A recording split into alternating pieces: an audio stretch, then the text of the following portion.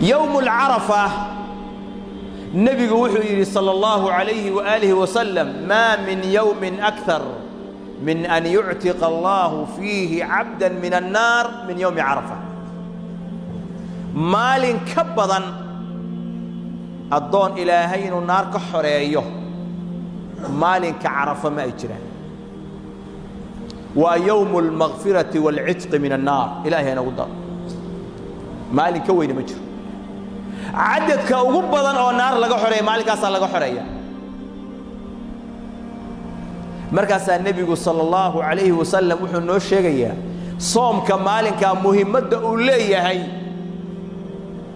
مركز النبي يري صيام يوم عرفه اني احتسب على الله ان يكفر السنه التي بعده والسنه التي قبله وحان الهي كغا اجر حساب سنيا مالنتا سون كيدا انو دنبيغيغا دافا كي هره iyo kii damba labadaba ilaahay ku dhaaf maalinka ugu badan oo naarta laga xoreeyo weeyaan adoomada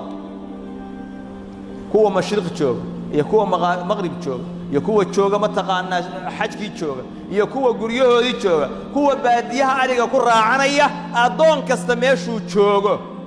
ilaahay subhanahu wa ta'ala haduu la yimaado amal saalixa iyo cibaado wanaagsan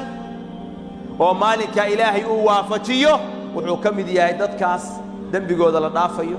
cadaabka ilaahayna laga xoreeyo